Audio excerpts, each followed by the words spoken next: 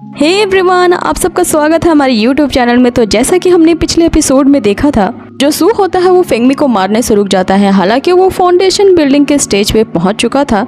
आगे हम देखते हैं कि फेंगमी ने जो लुजुआन सेक्ट के लिए स्पिरिट्स माइंड का कंपटीशन जीता था, इसके लिए लुजुआन सेक्ट ने अलग अलग सेक्ट्स के लीडर को इनवाइट किया था जश्न के लिए। अब उस किंगडम के सारे लीडर्स और डिसिपल्स आते हैं लुजुआन सेक्ट्स में ताकि उन्हें कॉन्ग्रेचुलेट्स कर सके। तभी हम वहाँ पे एक वोंग माउंटेन सेक्ट के डिसिपल जिसका नाम शेन होता है उसे देखते हैं, जो कि एक दूसरे सेक्ट का रास्ता रोक के कहता है, जिसपे वो दूसरे सेक्ट का लीडर उसे कहता है कि तुम अभी फाउंडेशन बिल्डिंग के हाफ स्टेज पे भी नहीं पहुंचे हो और मेरा रास्ता रोकने की हिम्मत कर रहे हो। जिसपे शेन उसे कहता है कि तुम लॉर्ड जीतांग हो ना, जिसके बारे में काफी सुना था कि वो स्पिरिट सेक्ट का काफी टैलेंटेड लीडर है। तो तुम इतने हाई लेवल के कल्टिवेटर होते ही उस लुजुआन सेक्ट के अनरैंक्ड डिसिपल से कैसे हार गए। अब ये सुन के वो जो लॉर्ड जीतांग होता है वो काफी गुस्से में आ जाता है और इस बात का जवाब लेने के लिए वो लुजुआन सेक्ट के ग्रैंड मास्टर सवेरियन के पास चला जाता है। अब यहाँ हम शेन को कहते देखते हैं कि इस बुढ़े को भड़काना तो काफी आसान था। इसी के जरिए अब मैं ब्रदर सू के रिवेंज को पूरा करूंगा और मेरे इस प्लान से किसी को ये भी भनक नहीं पड़ेगी कि इसमें वोंग माउंटेन सेक्ट इन्वॉल्व है। आगे हम देखते हैं कि पार्टी चल रही होती है और जो सभी लीडर्स हैं वो कांग्रेचुलेट कर रहे होते हैं सवेरियन को। तभी वहाँ पे उनकी बेटी योयो आ जाती है, जो तारीफ पे तारीफ कर रही होती है फेंगमी की कि कैसे उसने उसे इवल ब्रदर सू से बचाया और वो काफी ज्यादा टैलेंटेड है। जिसपे जो ग्रैंड मास्टर सवेरियन होते हैं वो यहाँ पे अनाउंस कर देते हैं कि पहले तो हमारे क्लैन के लिए तुमने स्पिरिट्स माइंड का कंपटीशन जीता, जिसके अकॉर्डिंग हम अगले 50 सालों तक बिना कोई रोक टोक किए स्पिरिट्स माइंड की खुदाई आसानी से कर सकते हैं। और दूसरी बात ये कि तुमने योयो की भी जान बचाई है, तो आज मैं बहुत खुश हूँ। तो तुम मांगो, क्या मांगते हो, तुम्हारी हर विश पूरी की जाएगी।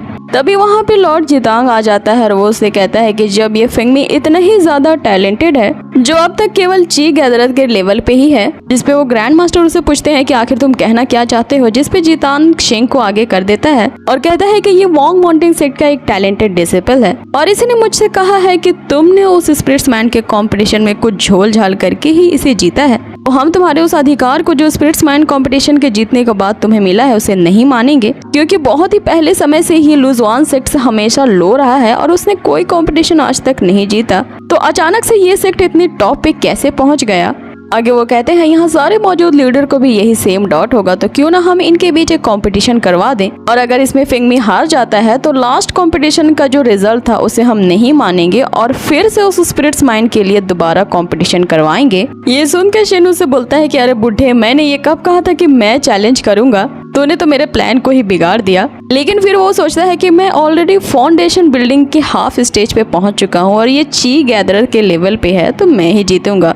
ये सोच के वो कंपटीशन के लिए मान जाता है और यहाँ उनके बीच फाइट शुरू हो जाती है। अब सबसे पहले अटैक शेन अपने फैन वेपन से करता है, लेकिन जो फेंगमी होता है वो अपने एक ही स्ट्रोक में उस फैन के टुकड़े कर देता है। आगे शेन अपना दूसरा वेपन निकालता है, जिसे देख के एल्डर्स कहते हैं ये तो एकदम लो क्वालिटी का स्पिरिट वेपन है, लगता है ये बैटल यहीं खत्म होने वाली है। अब जैसे ही शेन अपने उस वेपन से यहाँ फेंगमी पे अटैक करता है, फेंगमी अपने 5 एलिमेंट रिंग की मदद से उसी की वेपन को कंट्रोल करने लगता है। अब जैसे वो अपने वेपन को ये ऑर्डर देता है कि वो उसके पास वापस आ जाए, हम सभी जानते हैं कि फेंगमी की आदत होती है कि वो अपने ओपिनियन के ही वेपन्स को अपने पास रख लेता है। इसके कारण जो शेन है उल्टा उसी का अटैक उसी पे भारी पड़ जाता है। अब जैसे ही शेन अपना अगला वेपन निकालने वाला ही होता है कि यहाँ मास्टर सवेरियन होते हैं, उसे कहते हैं कि बस करो, अब काफी हो चुका, तुम पहले ही हार चुके हो। आगे यहाँ शेन फेंगमी से जाते हुए कहता है कि मेरे पास हजारों मौके मिलेंगे तुम्हें मारने के लिए, लेकिन हर बार तुम्हारी लक इतनी अच्छी नहीं होगी कि तुम उनसे बच सको। सो अगली बार प्रे करना कि तुम मुझे ना दिखो। ऐसा कहते हुए वो अपनी सवारी पे बैठ जाता है, लेकिन जाते जाते वो ये भी कहता है कि मैं यहाँ पे कांग्रेचुलेशन करने आया था, तो मैं तो गिफ्ट देना भूल ही गया कि हमारे वोंग माउंटेन सेक्ट के लीडर ने स्पेशली तुम्हारे लिए एक रॉक सिलेक्ट किया है। अब ये कहते हुए वो एक पर्पल रॉक को फेंगमी की तरफ फेंकता है और वहाँ से चला जाता है। वो जो रॉक होती है वो आयरन के फॉर्म में आ जाती है और वो फेंगमी को कुचलने ही वाली होती है, लेकिन फेंगमी उस आयरन रॉक को पकड़ लेता है। ये देख के सारे जो लीडर होते हैं वो हैरान हो जाते हैं, क्योंकि ये एक ऐसा रॉक है जिसे बिना बैंड के कोई भी थाम नहीं सकता। आगे जो ग्रैंड मास्टर सवेरियन होते हैं वो उस रॉक को वहाँ से हटा देते हैं। आगे वो ये डिसाइड करते हैं कि वो उस वोंग माउंटेन सेक्ट सेक्ट के लीडर से खुद बात करेंगे कि उनके डिसिपल ने ऐसी हरकत की है यहाँ आके।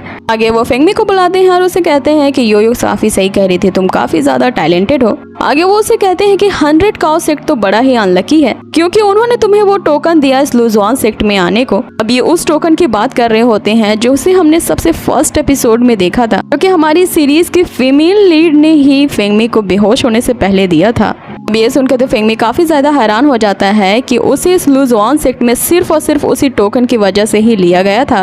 ये ग्रैंड मास्टर उसे बताते हैं कि 100 काउ सेक्ट से भी कुछ गेस्ट आने वाले थे हमारे इस जश्न में, लेकिन उन्हें रास्ते में कुछ ट्रबल हो गई है, तो तुम उन्हें जाओ और रिसीव करके ले आओ। अब यहाँ फेंगमी काफी ज्यादा खुश हो जाता है क्योंकि वो जिस लड़के से उस जंगल में मिला था वो भी 100 काउ सेक्ट की ही थी और यहाँ वो विश करने लगता है कि काश वो दोनों लड़कियां भी उनमें से एक हो। आगे हमें जंगल का सीन दिखाया जाता है जहाँ वाकई में वो दोनों लड़कियां ट्रबल में थी और उन पे ऊपर एक बीस्ट ने हमला कर दिया था, लेकिन इनके पास इनका एक अपना रोबोट शाओबाई होता है जो इस बीस्ट से फाइट कर रहा था। आगे वो बीस्ट जैसे ही उस लड़की पे अटैक करने वाला होता है, यहाँ फेंगमी अपने ब्लू विंग्स की मदद से उसे बचा लेता है और यहाँ हम फिर से उन दोनों के बीच उस फर्स्ट एपिसोड वाले सीन को देखते हैं जिस तरह फेंगमी ने पहले उसे बचाया था।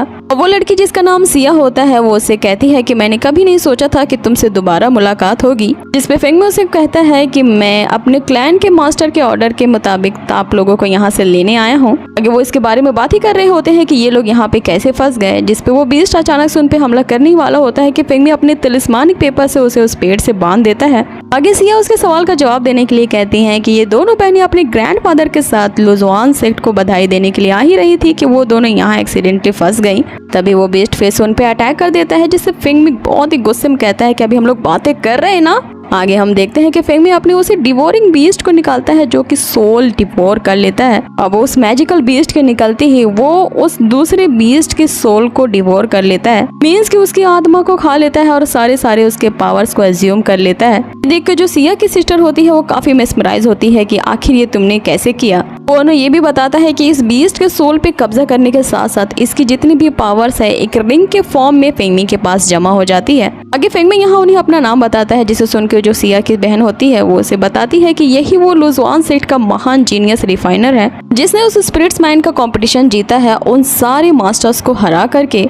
आगे सिया फेंगमी को थैंक यू कहती है क्योंकि उसने उसकी और उसकी बहन की जान बचाई है। आगे वो कहती है कि वो अपने ग्रैंडफादर से बोल करके उसके लिए एक थैंक यू गिफ्ट भी तैयार करवाएगी। इस पे फेंगमी उसे कहता है कि इसकी कोई जरूरत नहीं है, अभी मैं जहाँ पे हूँ या जिस स्टेज में भी हूँ ये सब तुम्हारी ही वजह से है। यहाँ उसकी बहन इस पे हंसी उड़ाने लगती है उसकी कि ची गैदरिंग के स्टेज पे तुम्हें क्या ही मिल जाएगा, और इस बात से वो सारे हंसने लगते हैं। लेकिन हम तभी देखते हैं कि इन सब को कोई चुपके से देख रहा होता है और इसी सस्पेंस के साथ कि उनका पीछा कौन कर रहा है ये हम जानेंगे नेक्स्ट एपिसोड में। आती कहानी में यहाँ पे न्यू फीमेल लीड के आ जाने से इस कहानी में काफी ज्यादा ट्विस्ट आ गया है। अब मिन का क्या ही होगा जो फेंगमी पे इतने ज्यादा डोरे डाल रही थी। अब ये सब कुछ हम जानेंगे इसके नेक्स्ट एपिसोड में, तो बने रहिए हमारे इस चैनल के साथ। और अगर अब तक मेरे इस चैनल को आपने सब्सक्राइब नहीं किया है तो क्या बात किस देर की, कर दो इसे जल्दी से subscribe. Till then take care, bye.